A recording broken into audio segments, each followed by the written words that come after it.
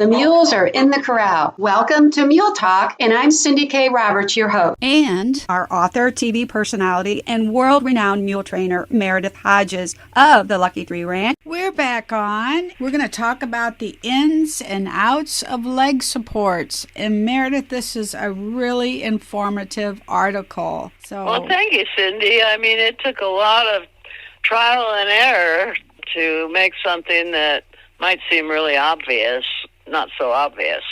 But that's the way I learned it. I learned by doing, and as you have heard me say before, in support of mules, after fighting with the American Horse Show Association, the United States Dressage Federation, and all these other groups that I wanted to get into and compete against, because there's all the breed societies, too, with all of their shows.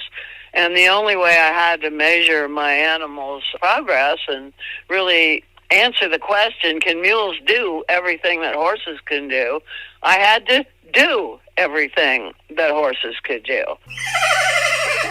And I had to compete my mules against horses in order to get the answer to that question. Wow. And so that's what I did, and then I had to fight with these entities as well because, see, all of these horse shows people get into, and a lot of the people are aspiring to getting into the Olympic events and competing on that level, which is a very high level. And in order to do that, they need to go to the sanctioned shows and compile points in order for the powers that be to make the selections on who would be the best horses for the team, for the Olympic team, and who would be the best riders. And in the beginning, I thought they were choosing the best pair, but I found out later that they don't. They watch the riders and they watch the horses, and they pick the best riders and the best horses. So the riders may or may not be competing on their own horses. Now, it would seem to me that it would make more sense from my own way of thinking that if a pair are, if the horse is better than the rider, or the rider is better than the horse, in my way of thinking, I would have upped the training on the pair. I would not have split them up because, in my world, in the mule world, the mental relationship that you have with your animal is every bit as important as the physical conditioning of you both. And it seems to me when you just look at them purely from a performance and conditioning standpoint, then yeah, you might want to pick the best rider and the best horse. But mules would never stand for that. You know how they are. I like you, but I don't like that guy over there. Yeah, you nailed it. Yeah, they're just like that. And that was a way that I used to interview people that were going to work here. I would put a mule into the arena and then tell a person to go catch him. And if they caught him, and if he looked like he liked them, then I would hire him. But if he started running, I wouldn't even wait for 10 minutes. I'd know this is a loser, this is going to be a problem, and I wouldn't hire him. Right. So mules can tell you a lot. They really do. And yet I wanted to give them the chance to show how good they were, because it just seemed to me with all the antics that they did out in the turnout pens and in the pastures, they were doing haute col moves that the stallions from the Spanish riding school in Vienna were doing after being trained. These mules were out there playing like that. And that's what made me think they can do anything, because if they can do high-level dressage, then they can do anything. And that goes for the reining, too. And that was becoming pretty popular in the early 90s. You didn't see it so much in the 80s. But when I started competing my mules against horses, then I inspired a whole bunch of other Western trainers to go ahead and try the cutting and the reining events. And they found that their mules were really good at it. And not only that, unlike the reining horses, these mules were actually better with reining, going out and doing it bridleless. And so doing reining bridleless was really impressive. And Pat Pirelli did it with a mule named Sissy that he had bought from my mom. And so he would go out to Bishop Mule Days and do these exhibitions, and eventually he talked Bishop Mule Days into adding reining classes. And so then we had reining classes with mules. But Sissy was, as with any mule, she did the reining exhibitions perfectly for years. And but like any mule, she felt that when she was asked to go into a reining class with a bridle on, she had to humble her rider, so she ran off with him. All right. We've all been humbled like that, you know. And I guess Pat thought it might be better to just go on the road and teach how to do reining, you know, in clinics and stuff. And so he started off in Switzerland and Australia and got people going, trying more things with their mules than they ever had. And so he's done quite well for himself that way. And even in Europe, they designated him the ultimate horse trainer, worldwide horse trainer, and honored him that way and encouraged people to use his methods. And so I thought that was good. So Sissy did him a favor, because I don't know if he would have gone on the road. He might have just gone to the shows like we all do, to just go get the ribbons. And to heck with teaching, back then you didn't even hardly think you could. There just weren't that many clinicians that hadn't reached their pinnacle and written books and done videos and all of that. That was kind of an inspiration, and it was done by a mule. And so I thought, I'm just going to go out there and try everything. But of course, when you're schooling your animal and he's not a good athlete yet because you didn't even know about developing core strength or anything like that, so you could get the ultimate in performance from your animal. Sure. And that was one of the first things that I did recognize, was that if I was going to do all this performance stuff, first thing I looked at was football players and baseball players and basketball players and how they had to do exercises to prepare for the games they were going to do. In that test, I would start doing things with my mules, and because they didn't have good core strength, they were kind of tripping over themselves and quite literally, tripping and falling even on the trail. And then I realized how important it was that they get that physical conditioning the right way with really simple exercises that were directed towards core strength. And then I had to figure out, well, what are those? What can you do? I can't do it like my grandmother did and put a book on their head and make them walk in good posture, because all they did was put their head down and the book fell off. There you and go. of course, they thought that was fun. Yeah. And then they would pretend to spook and run away. So obviously that wasn't going to work real well. So I did figure out, however, that if I was going to get good physical conditioning in balance at the core, it had to be done at the walk, because I observed that I was actually throwing them off balance by holding their lead rope under their chin. I had to make them responsible for their own body carriage. So I switched my hand on the lead rope. If I was on their left side, I would put the lead rope on the left side and leave a big loop in it and keep their head at my shoulder. And I found that worked really, really well. But as they improved and got better, then when they started moving out more and staying in balance and keeping the balance, the rhythm, and the cadence to their joint, or to their gaits, then what would happen is they would start tripping because they got a little bit too enthusiastic about doing these things. And so when they started putting more energy into it and tripping and stuff, then they would roll an ankle over and sprain their pastern joint. Or they would just trip and chip their hoof. Or they would start coming in from behind and catch the fetlock joint with the hind foot. And then sometimes they even fell down and filleted their shoulders and hurt themselves.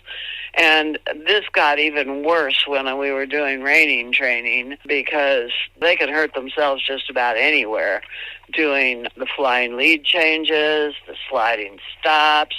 They were actually steering their heels in their hocks.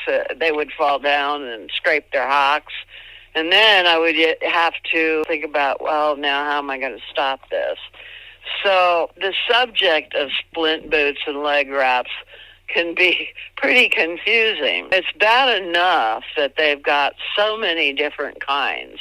And the ones that I was fortunate enough to be around when they first started coming out. But, I found out even about that you had to really look at them carefully when you were trying to decide which ones to use.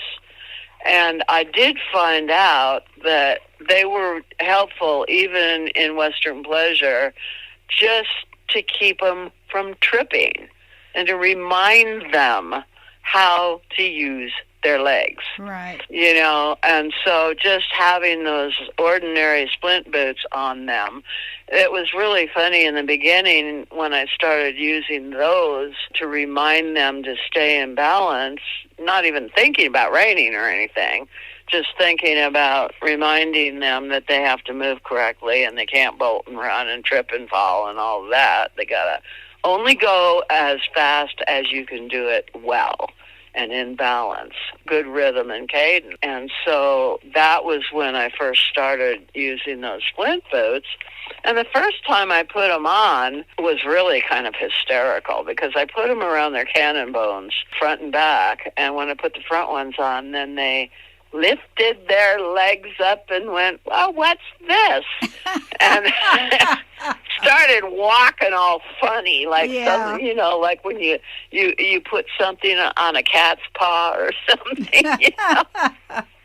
So I realized, first we have to get used to these. Okay.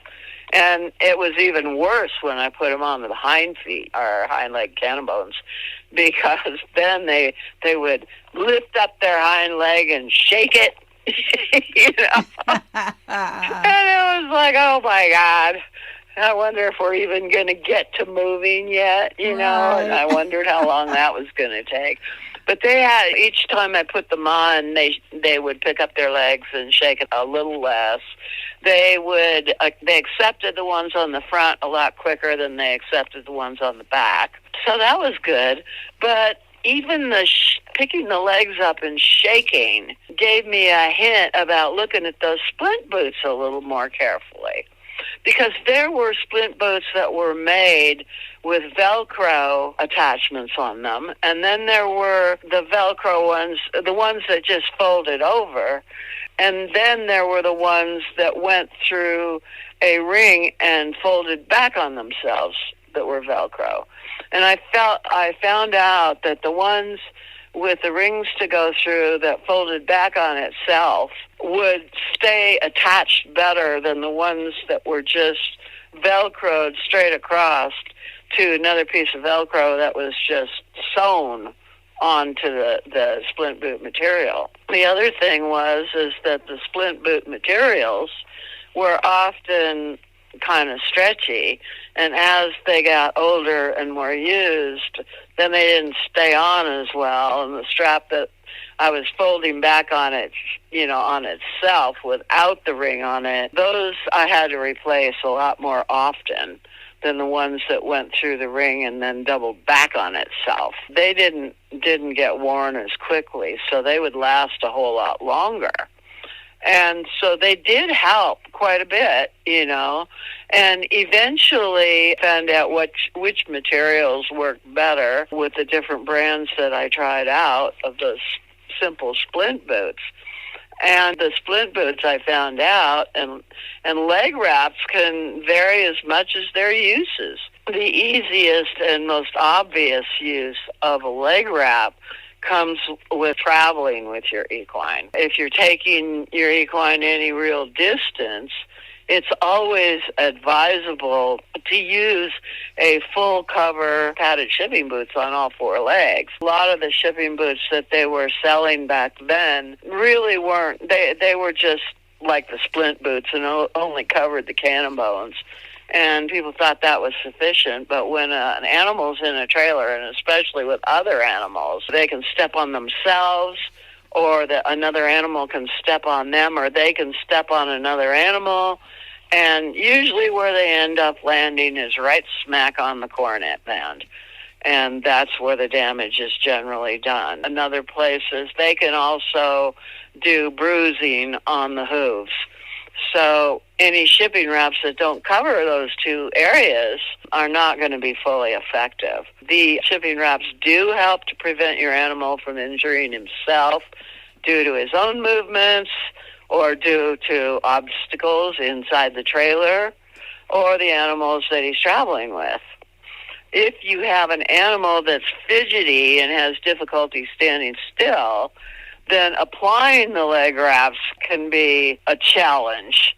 Because they lift their legs, and you may have used the splint boots, but shipping wraps are a lot different. And if you use the good ones that cover the whole leg and cover down below the fetlock joints and the hoofs, then they can really think those are weird, and they can move around and not want to let you attach the Velcro. And at this point, I might add, too, that the type of shipping boots that you use makes a big difference. Now, the first thing you're going to think is, oh, those shipping boots with the fleece inside will be so much more comfortable than the ones that don't have the fleece. But after using the fleece boots, I learned that bedding that you put on the bottom of the trailer can get up inside that fleece. And if it's straw or even shavings, it'll get up in there, and it can cause rubbing and chafing and cause little tiny sores all up and down their legs from being up there. Not to mention it gets in between the Velcro strips, and then the Velcro strips don't work very well after, using them for a while. Right. So I would recommend shipping boots that don't have the fleece in them, but they are fully quilted and sewn. And then they're sewn and they have that fabric that's kind of slippery, then that kind of bedding and everything just falls out of the wraps if it gets underneath at all.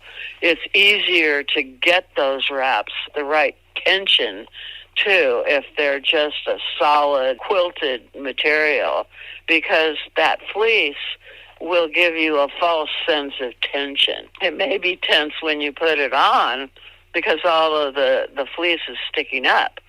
But then when you get the Velcro tight enough and everything, you find out down the road that's loosened up because you didn't get even tension through the whole boot.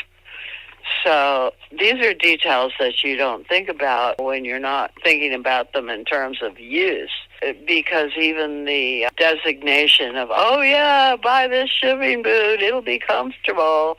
Well, yeah, you perceive that fleece is more comfortable. And it may be more comfortable, but then you come to a stop at the gas station and you go back and look at your animal's shipping boots and they've slid down to his fetlock joints. Right. Because the tension wasn't right. Yeah. The other thing about this is if you want your animal to learn to accept the shipping boots easily and stand still for you while you're putting them on, the best way, as with anything, even obstacles and stuff, is to do them in a small space. So what I do, instead of putting the shipping boots on outside the trailer where there's a lot of space to move around, I take them into the trailer, and this also gets them used to being handled in the trailer and learning to stand still in the trailer when you're working with them, is to just tie them in the trailer, whether it's a slant load or a stock trailer or, a partition in the middle or whatever. Just take them one at a time in there and put the shipping boots on in the trailer while they're tied up in the confined space. When they don't have a lot of room to move around, they're more inclined to stand still. And just remember to start at the front of your animal, give him his reward for standing still as you walk in and stand there and tie him, and not pull back on the lead rope or anything. You can reward him for that.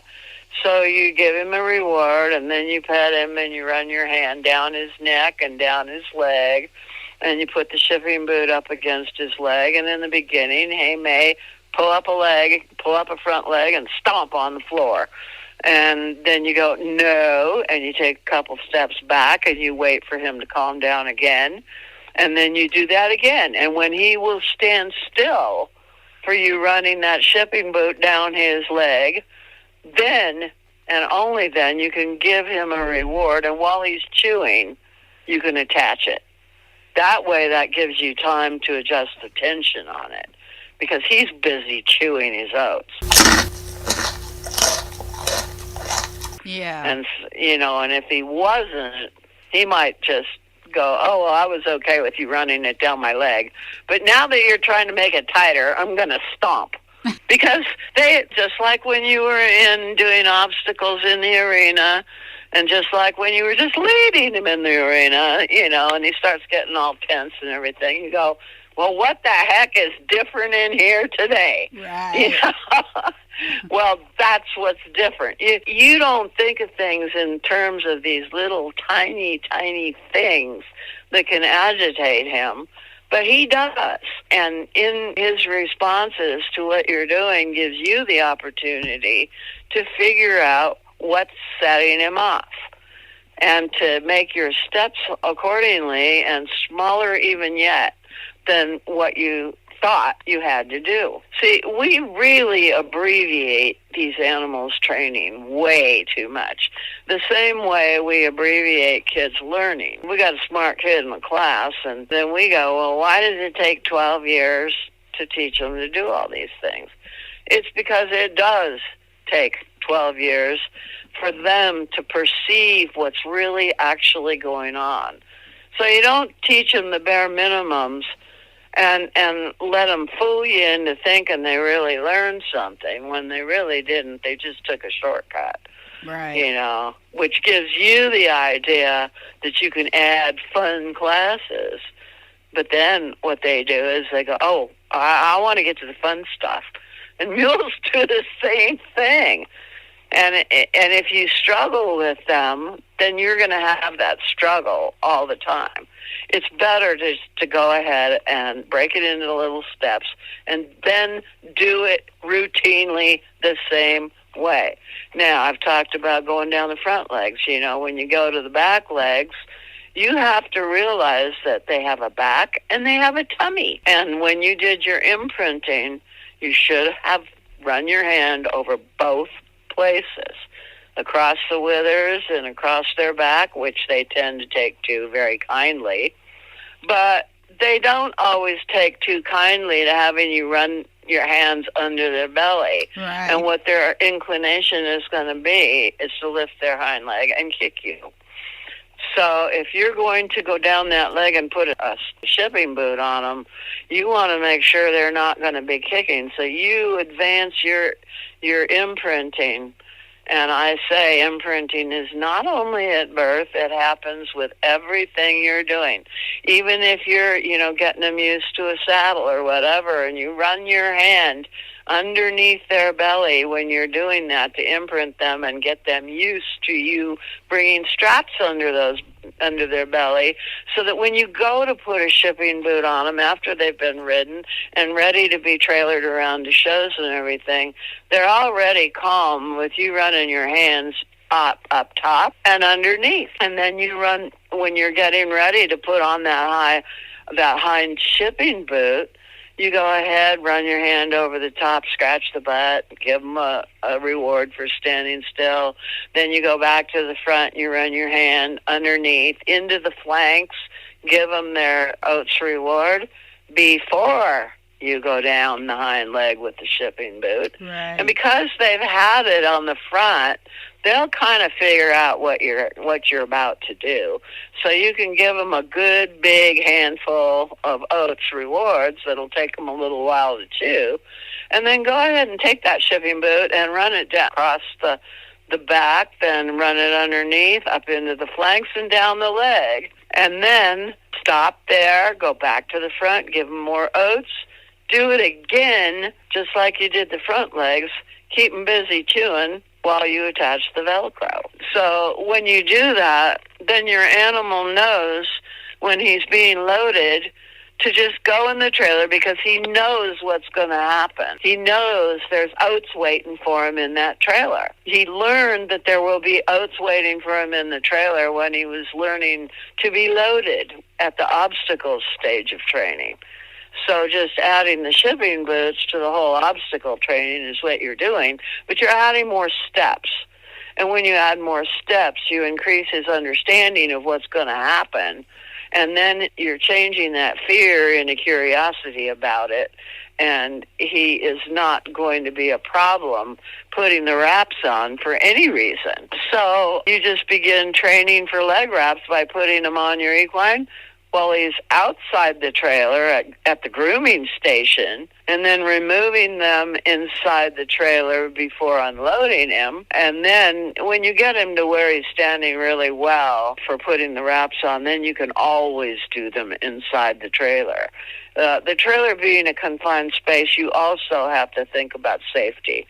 And if he just has a little tissy fit inside the trailer, he can trap you. Sure. So this is a good way to do it, is to accustom him to the boots while tied at the hitch rail at your working station first, and imprinting him that way, and then going ahead and just repeating the process inside the trailer, and then do it both ways. And then when he's really, really quiet about it, then you can just go ahead and put the wraps on him in the trailer. Get in the habit of removing the wraps inside the trailer before unloading him. But, of course, you've got to get him used to having the wraps put on inside and outside the trailer before you can actually get him used to taking the wraps off inside the trailer, because that is a different thing.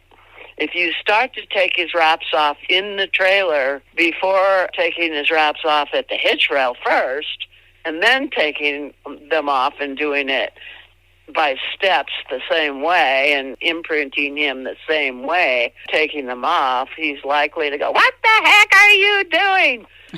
They're flopping around. What is this? They're not supposed to flop around. You didn't put them on right."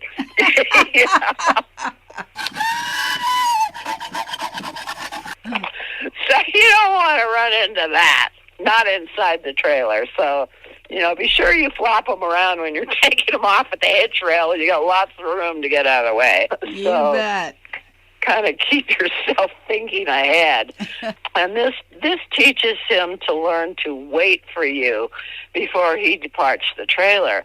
When you have him in a trailer and you don't do this kind of stuff, even if you think you don't need wraps, use them anyway, because what it's teaching him is how to learn to wait when he's in the trailer, and wait for you before he departs the trailer, because you have so many animals that go, "Oh, you opened the door, I'm leaving." Right. And he starts to bolt out backwards. And you can simply change and modify that behavior modification, by doing this whole process all the time.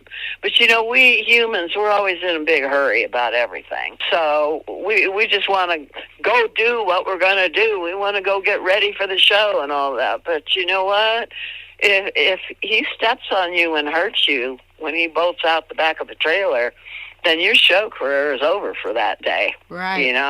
So safety is a real primary thing, and it's better to take a little bit more time doing things and having him remain calm. And you will find in the practice of doing these things slowly in the beginning will make it go faster when you finally do get to the real practice and using the things that you've taught him, because he will wait for you to get the wraps off in the trailer before he starts thinking about going backwards. You can talk to him while you're doing that, and he's going to really appreciate getting oats while he's still in the trailer before he's asked to do anything else. So he'll be patient, and the time it takes for you to unload him will be the time it takes him to chew up the oats and you to get the wraps off. Because the training procedure takes a whole lot longer than the actual practice once he has learned what you're trying to teach him. He will be less likely to become excited or anxious and possibly bump you or step on you while waiting to exit the trailer if he knows what the protocol is. The best shipping boots that I know of are the full leg, over the knees and hocks, quilted on the inside and attached with Velcro straps all the way down over the hoof.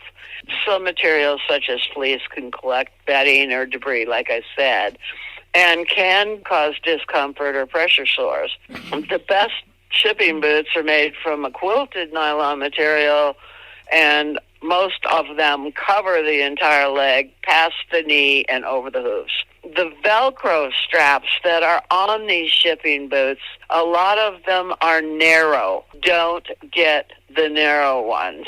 If they get a piece of them detached, then it will continue to just become unattached, and the narrow ones become unattached a whole lot quicker than the thicker ones that are like about an inch, inch and a half wide. They seem to stay cleaner. And the other thing is, too, that you want to clean them every time you take them off. Just take a pair of tweezers and pull out anything that's in them in the Velcro and try to keep the Velcro clean. And in order to do that and have it stay that way, then you really do need to do it after every use.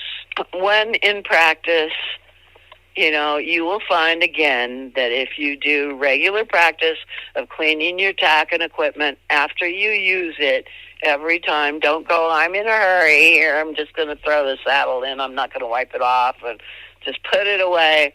You will find down the road that you have a much bigger job to do than you had to do right after your performance or the actions that you were doing, and it's going to take a lot longer to do. Especially if you let it build up in your tack barn, you might spend the whole day cleaning things. Oh, yeah. We all know what that's all about. But when you do it regularly, with the saddles, for instance, I know they don't have to be conditioned every time. So you just spray a little leather new on a rag and wipe it off before you hang it up. Same thing with your bridles. Take the bit, wash them just rinse them off in the sink and get any crud off of them that's on there, because if it's allowed to build up, then it's not going to taste very good in his mouth, and that's going to affect the way he accepts the bit, because he might not want that gunk in his mouth, and he may feel compelled to tell you about it.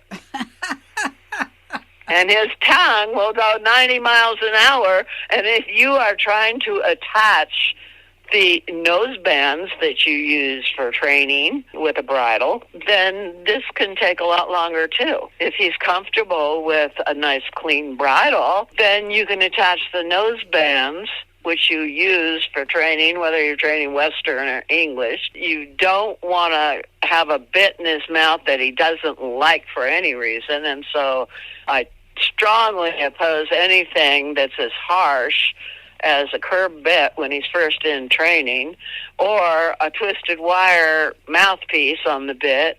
I use egg butt snaffle bits, and if they start flicking their tongue around, which I know they're going to do. So I don't even waste time waiting to find out. I use a noseband, top and bottom, in front of and behind the bit, and just make it snug to encourage them to take contact with proper contact, I might add, with the bit. And they will find that it's most comfortable when it's setting on their tongue and they lift the middle of their tongue to their palate and take contact and hold the bit like that. It's very comfortable, and if you want to find out what that feels like to your animal, just go ahead and take a bit or take your index finger, put it on your tongue, and then flex your tongue to push that finger or that mouthpiece up against your palate. And you'll see that it's not very uncomfortable at all, but what it does is it stabilizes the mouthpiece of the bit, and then when you use the rings on the side of the egg butt snaffle with your reins and your hands, you can vibrate them there, and the mouthpiece doesn't move inside their mouth, and it doesn't cause the tongue to flap around. It's comfortable. They've learned how to hold it. And this is why I break that down into those little steps. And that's why I will ride my animals in training in a drop-nosed English egg butt snaffle bit bridle until they graduate to the curb bit 2 years later.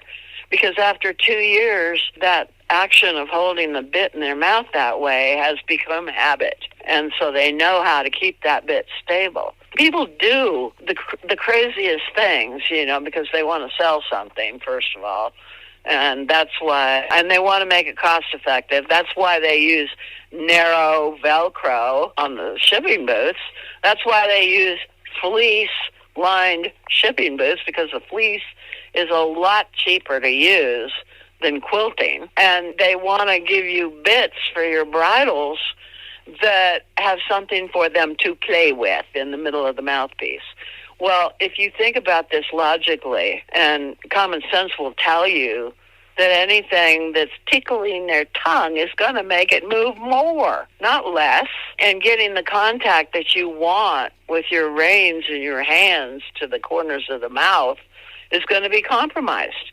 And they will not be lighter in the bridle if they're fidgeting. They will not stand still for you putting on your shipping boots if they've got a reason to fidget. So breaking these things down into little tiny steps will help them to learn to be happy while they're standing still and while you're doing your thing and they're doing their thing.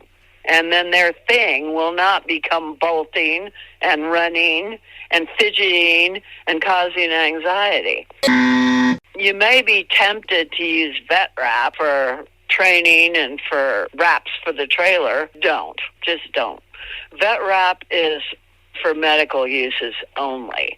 It's very, very difficult to wrap vet wrap around quilted pads or cotton wrap or anything like that and get the proper tension on it. It can inhibit proper circulation, which is not always a good thing either.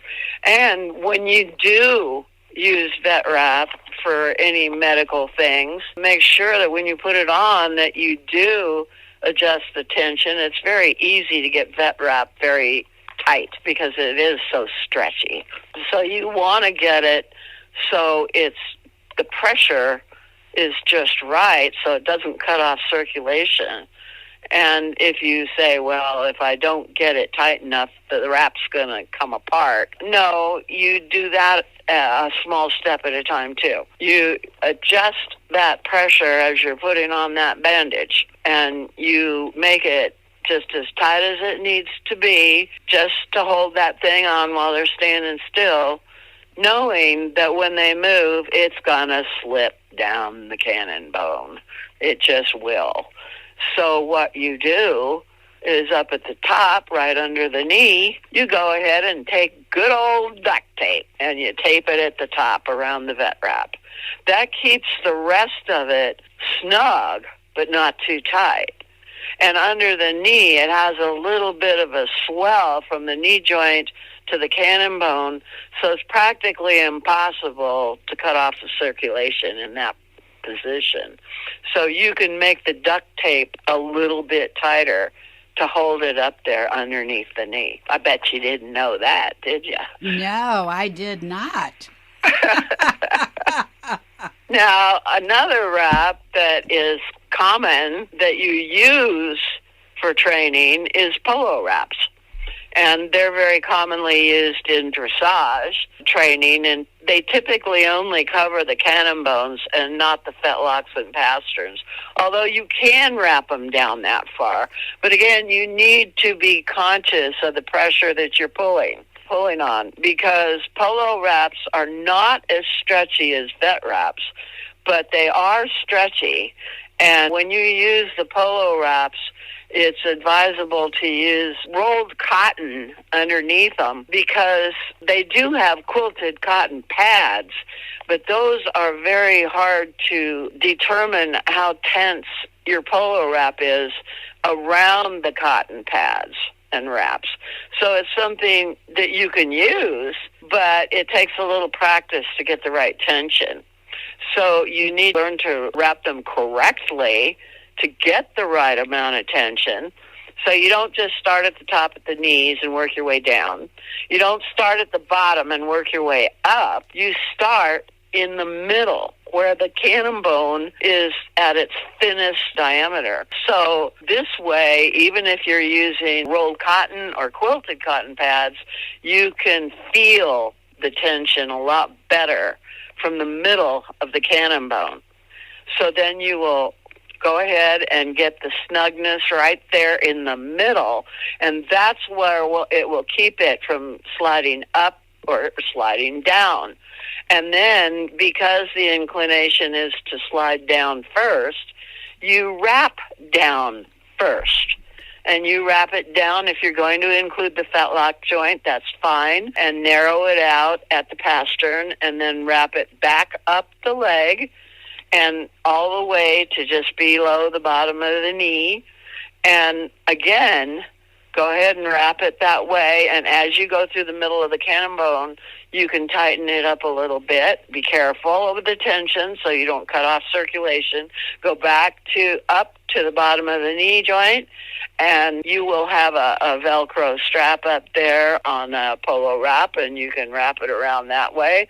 And so then when you got that wrapped, again, go ahead. It may be unsightly, but use your duct tape at the top, because you can make it snugger and it will keep it from sliding down again. And this is kind of a hands-on lesson, and you will have to practice it quite a bit. And if you're not sure how to do this wrap, beginning in the middle of the cannon bone, going down and then wrapping back up again, you can consult with a professional that does this all the time. The other thing is that these polo wraps, after a lot of use, will start to get a little less stretchy, and they will lose the ability to cause the proper amount of tension on the wrap. So if they start getting too stretchy, just throw them out and get a new pair. With that, you just practice.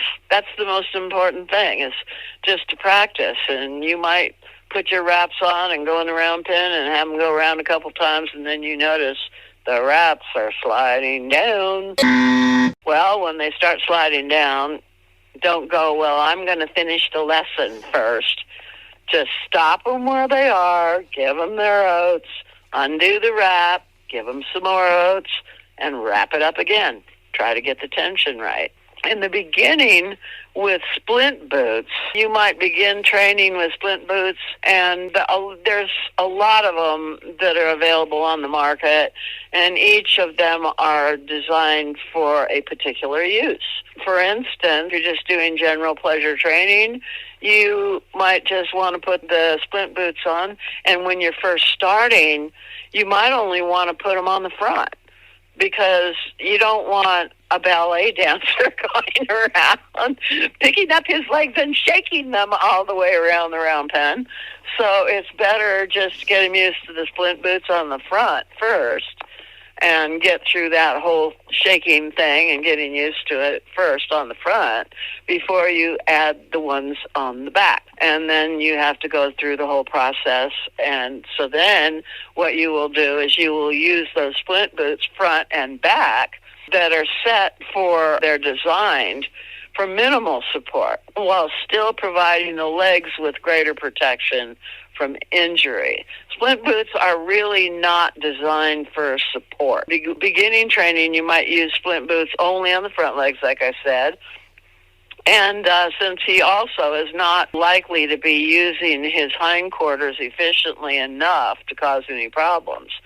But once you have begun activities with balance stops and lateral work in dressage or reining, either on the lead rope or in the drive lines, the rear boots do become important. So be sure to use the ones with a double back Velcro or elastic attachment. And when making a decision about what type of protection to use, it's really important to first assess your equine's development and the types of activities he will be doing. And in the early stages, he's going to be doing mostly walking in the hourglass pattern, and that requires minimum protection because he's only going to be walking.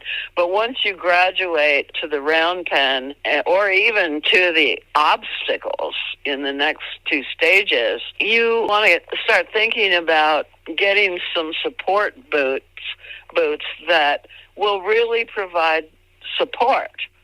And there are certain therapeutic boots that are rather expensive and made from a more fully coveraged and padded materials. If you find boots, like Pro Choice was the original therapeutic boots, sport boots that they were using in place of the splint boots, right, which are a more modified version.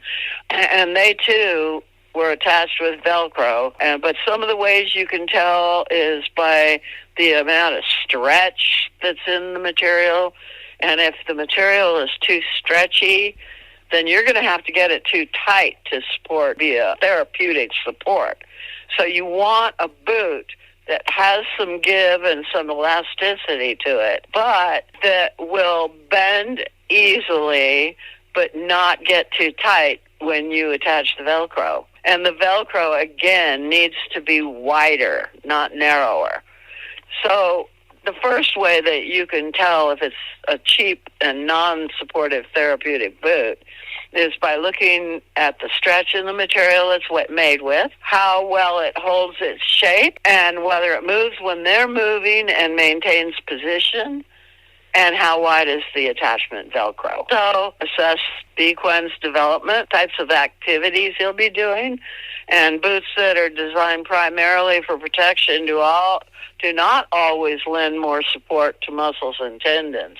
These types of boots that may be a little cheaper and don't provide a lot of support can protect the equine from cuts, bumps, bruises, and are advisable for use during harder work, maybe gymkhana events, trail rides in mountainous areas, and other stressful workouts. If you do use splint boots while trail riding and they get wet, don't leave them on your equine very long or they will lose their ability to be supportive. They can cause sores from rubbing and from being wet, and in order to prevent this from happening, the boots should be removed, cleaned, and dried out immediately after use. Now, if you are doing something such as reining, then you're going to need a different kind of support boot, particularly in the beginning stages. You will be in reining, you will need more support at the beginning of the reining training than you will as your animal gains core strength. And the thing is, you don't want to continually use the support boots during all training all the time. And you will notice that when you see reining classes at a show, that they're not wearing the boots anymore. They have learned and gained strength enough to hold their good posture and balance through all of the moves. They have learned not to slide off their heels. Because if you are going to show in reining at a show, you take the protection all the way to the base. And the base is how do you shoe your animal. And it has an extension at the heels on the shoes that supports the strengthened pastern, fetlock, cannon area, the hocks, and up and over the back and croup. So all of those structural elements are now strong and are in their right place and used properly so they can support the body. This is why it is so important to take your training in very little steps and using the right equipment at every level and at every step, and learning about what needs to be kept during the training sessions and what can be eliminated as your animal gains strength and takes over the support with his own body. When your animal is participating in more stressful activities, such as jumping, endurance, and racing, in the case of injury in racing, it may become necessary to use a more supportive boot to lightly support already conditioned muscles and tendons. You can eliminate the more supportive boots later and go to lighter support as the animal becomes more strengthened. Always be careful that the boots are neither too tight nor too loose. You don't want the supports and boots that you're using so tight that they cut off the blood supply to the covered area, or not flexible enough to allow the joints to move freely. It kind of irritates me that people think that shoes are bad, and then they go to those boots and they think because they fit like a glove that they're going to be better than the shoes.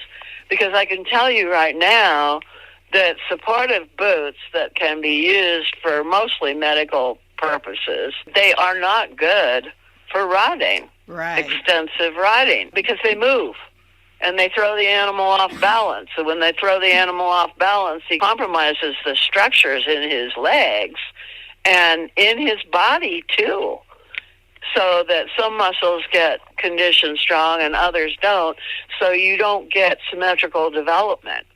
Not with these boots. They're not designed to be ridden. Like I mentioned, when you're doing reining and you shoe your reiner with the proper shoes, by the time he's hit his ultimate physical development, his conditioning in his legs is going to hold him up properly.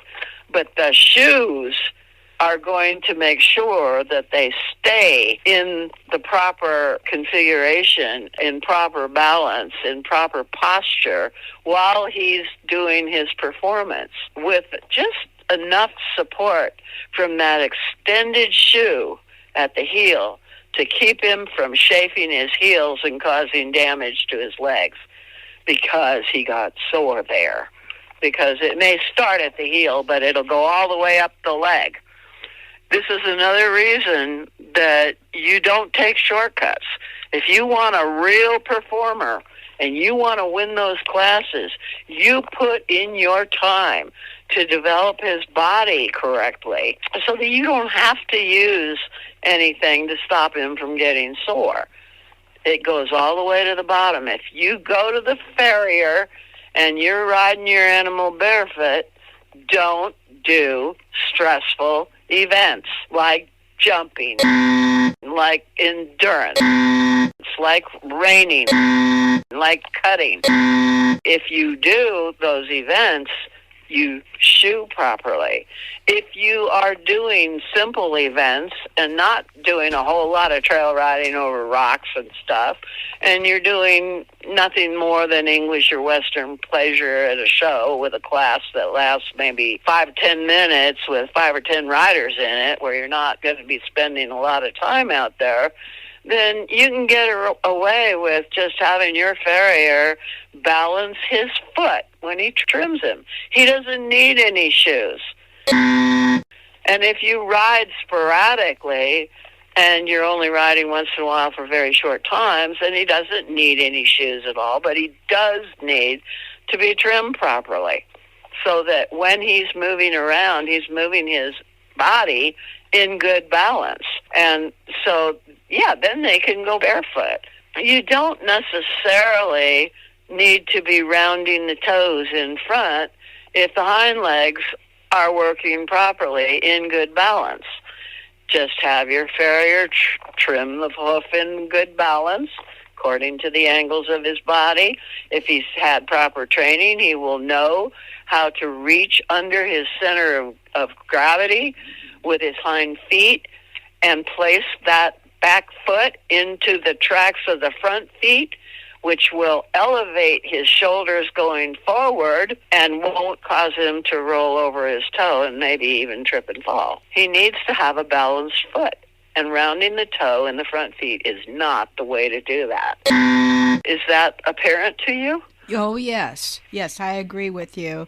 Yes. Yeah, my shoer, he is adamant about that. Yeah, well, again, it's another way for people to trim to make them feel like they're making their animal move the right way, but really all they're doing is taking a shortcut. Right, right. So shortcuts never work. Put your time in. Your animal will like you for it. And even with the boots that you use, pay attention again to the material that's used, how the boots are configured, for instance, because even though you're not going to be riding in them and you're going to be using them mostly for medical attention, you may have to do something to put medication on regularly on something like white line disease, or have his foot cut up for that same reason. Their hooves do get compromised.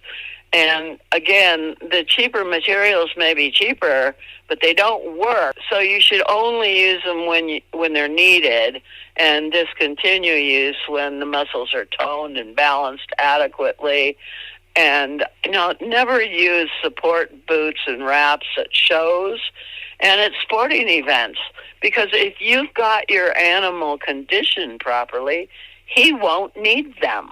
His body built up symmetrically and with all the joints working the way they should, and taking all those little steps to that end, and then taking the time after you've got his body conditioned and everything, make sure to continue using the elbow pull postural aid all the way through your riding training as well, so that he can learn again how to rebalance with you on his back. You have added another dimension to his training and his conditioning, so you have to be willing to put in the time for that as well.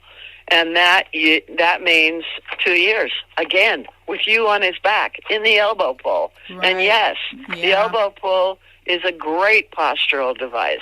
It gives them complete freedom of movement, except it won't let them raise their head so high that they hollow their neck and their back, which flings them into the bad posture and out of the good posture. And it doesn't get in the way any more than tie downs or martingales or any of these other restraints that people use to get their animal to put their head down. If they're schooled properly and they're not allowed to raise their head into a bad posture during all their training, then they will habitually go in good training and in good posture from the training that you've been doing.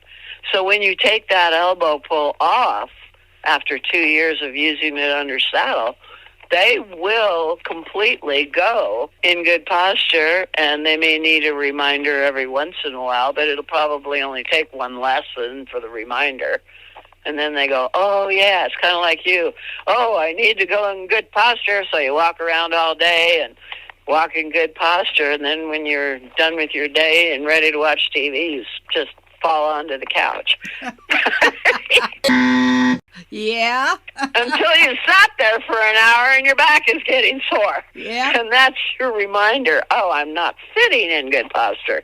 Well, this is kind of the same with them. Time in sport boots and everything can be extended during training, but when they're ready to go in the events, when you're warming up for a show, at a show, you can use your support things just as a reminder and then take them off right before you go in the class. Same thing with the elbow pull. People ask me, oh, okay, are you using this elbow pull all the time? And I say, well, yeah, actually I am. But when I go into the class, if they're in early training, I will go ahead and use the elbow pull in the warm-up arena. But if they've been going for a while, I won't even use that in the warm-up arena at the show, because it gives a false impression, because people think that pulls their head down, and they think if they use it on them 10 minutes before the class, like I did, that's what they can do at home. That they can use the elbow pull for maybe a few lessons, and then they're ready to go out without it, and that's just simply not true. Right. It's a whole series of little tiny steps over a period of 2 years first without the rider, and another 2 years with the rider. And then it can be considered an effective device. And then they will only need reminders once in a very great while, because their body will be conditioned to work by itself with the kind of strength that it needs and from moving properly. And then you get that kind of conditioning through the whole body. And when you know how the body is supposed to look, you can tell when it's getting kind of asymmetrical movement. And so you'll be able to call it at any time during the lessons that you're doing, because you're paying attention to that sort of thing. You will learn to see things in a much more detailed way, where you couldn't see what a mule or a horse or a donkey is supposed to look like during the winter. Once you have learned the way they're supposed to move, and you're getting used to looking at them that way all the time, and every time you look at them, you look at them more carefully and you see more detail, pretty soon it's like you're just looking right through all that hair. Oh, sure. And, yeah. you know, you could see what's really, really going on. Now, as I said before, a lot of boots and split boots, wraps, and all of those things look identical, and it looks like the only thing that's different is the price. But as I've told you, it simply is not true. So, you know, often if you need the boots for therapy like you do in the very beginning, look at the things that I mentioned about what a therapeutic boot looks like and acts like, as opposed to a cheaper brand that you might be able to use during training that doesn't necessarily give you therapeutic support, but it will stop them from getting superficial injuries. So not to say that those boots can't be used ever, because sometimes they can. You put in your time, all this detail for 2 years, getting the core muscles and balance and postural way of going completed, then you don't necessarily use those therapeutic ones or you don't need them anymore from training. You don't need them anymore for training. You only have to use the expensive therapeutic support boots and stuff for only as long as you need them in the beginning of training. And that's another thing about paying attention to how your animal's moving every day, every lesson, every time, every change of movement even.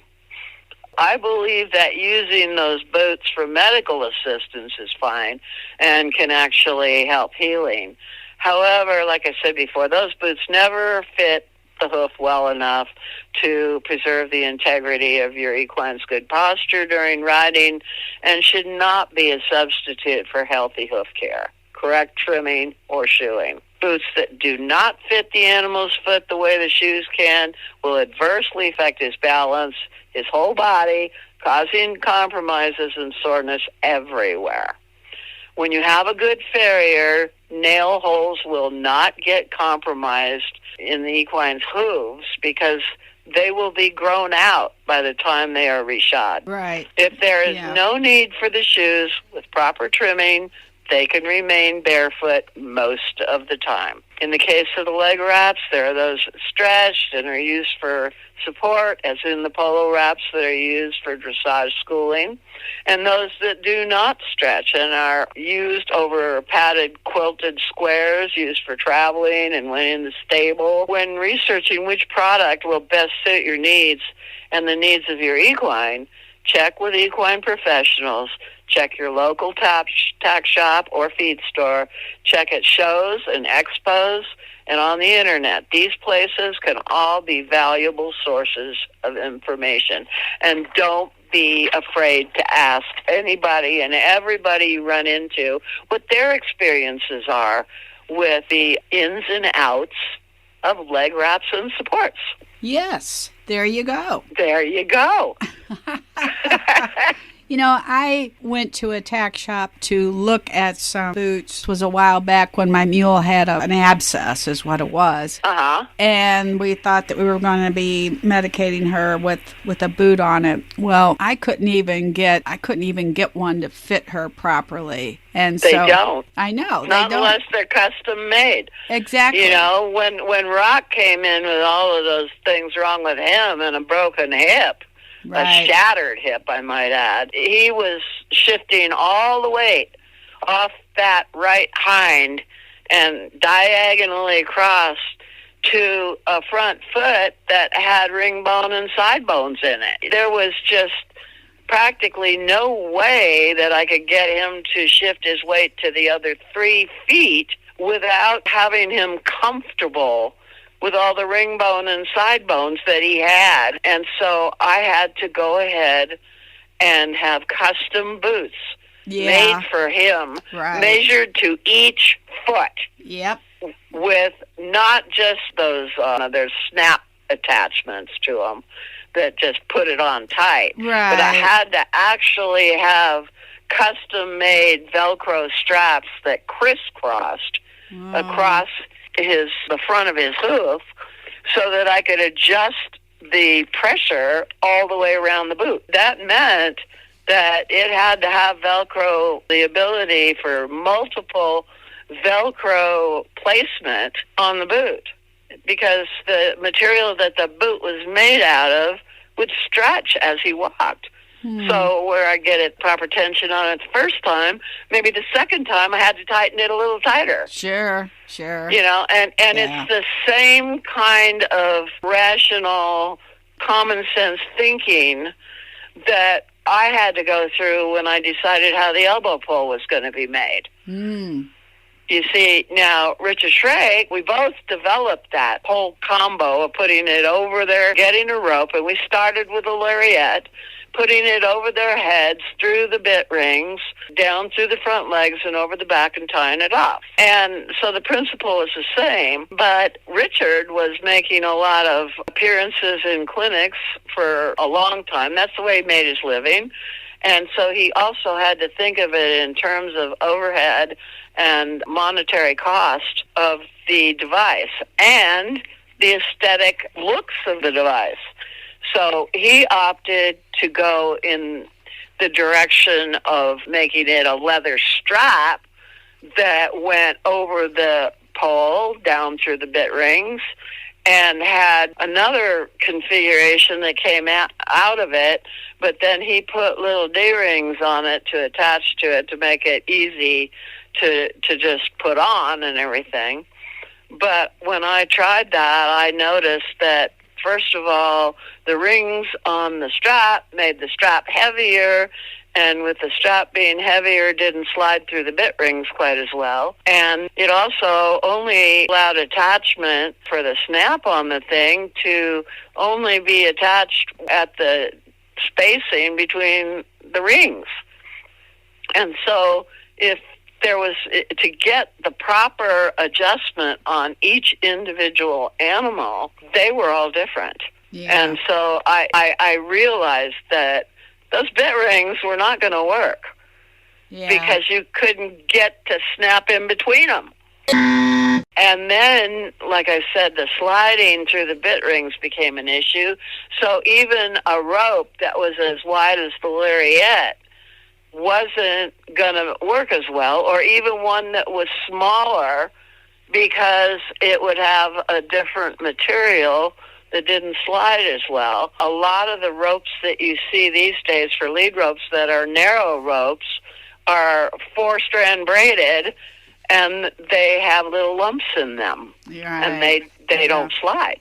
Yeah. So that's why I developed the elbow pull with a 3/8 inch, which is an in-between a really skinny and really fat lead rope, and only could find that in nylon, but that was good. If I could have found it in a lead rope that was twisted like that, then they probably wouldn't have made the 4-strand braided, because those, if it was any narrower, they would snap and they'd be useless. But being made of nylon and being twisted like a lead rope was perfect. Sure.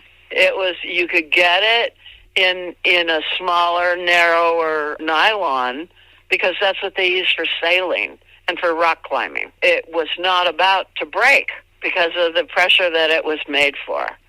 And that's where I got the idea to use the 3/8 inch twisted rock climbing rope.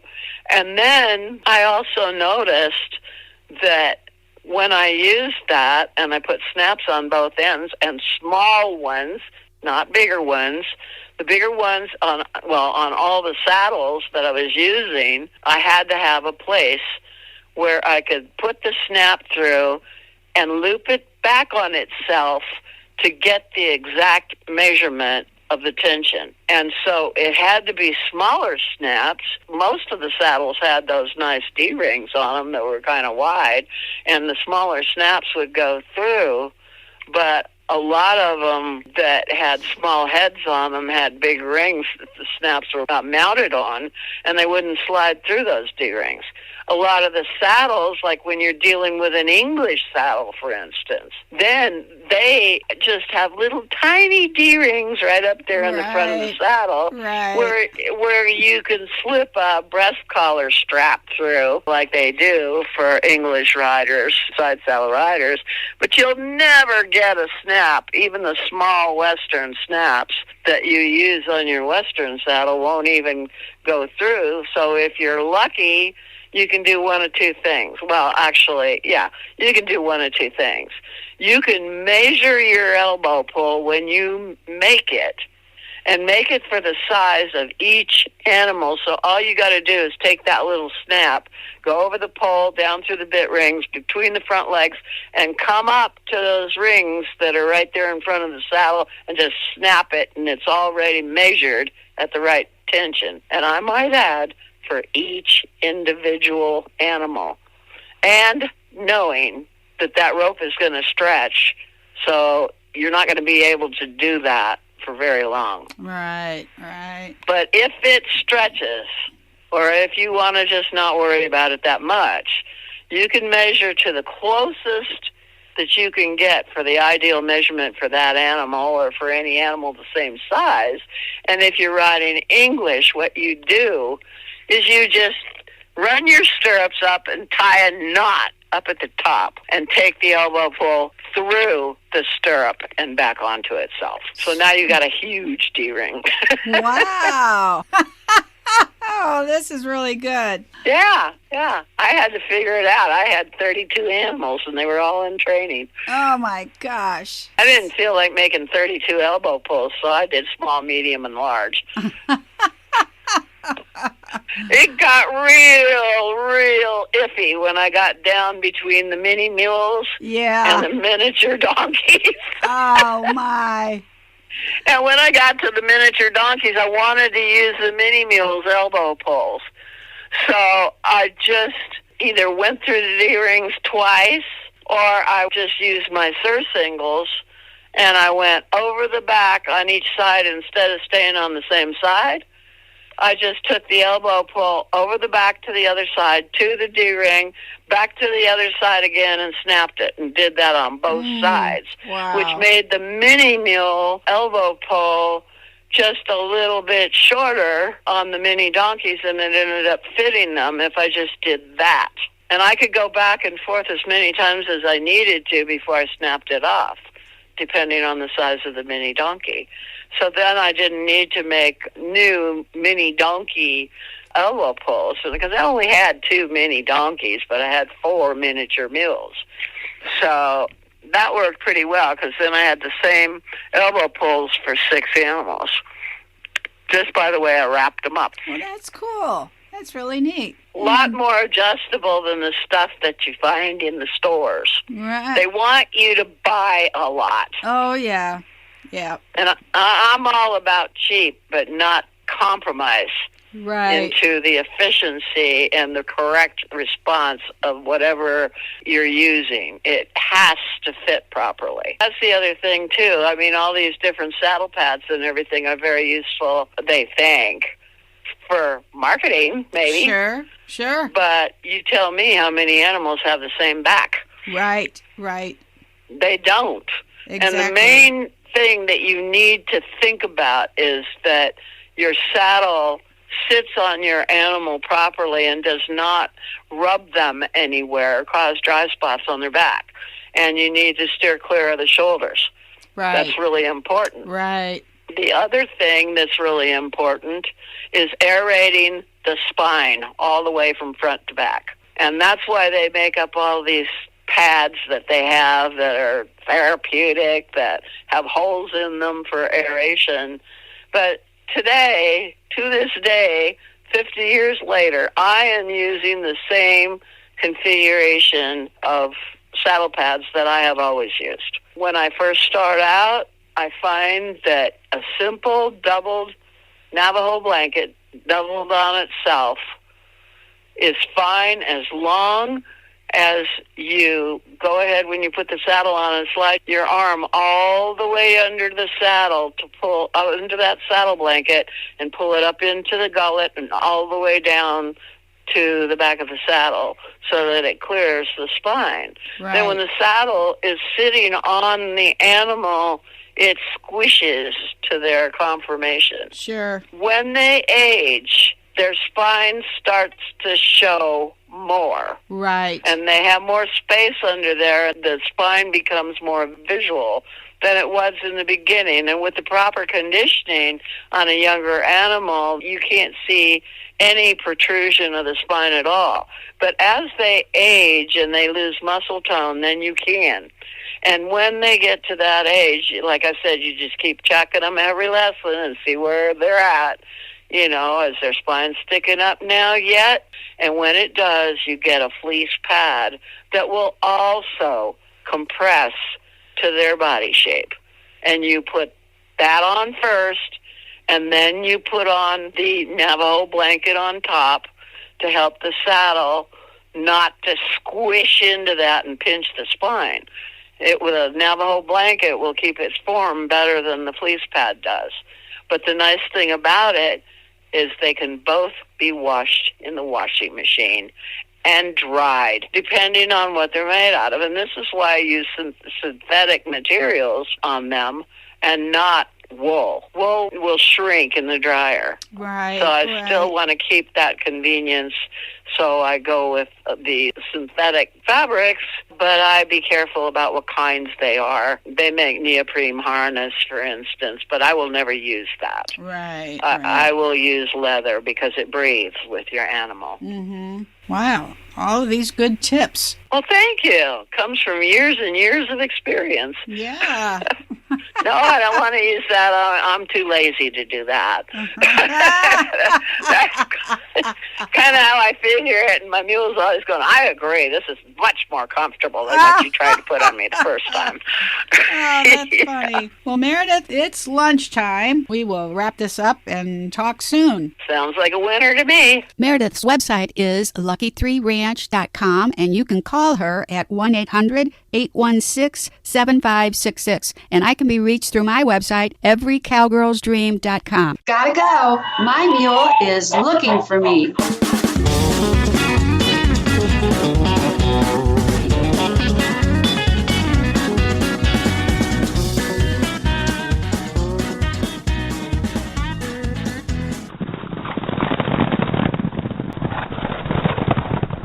Mule Talk is an Every Cowgirl's Dream production.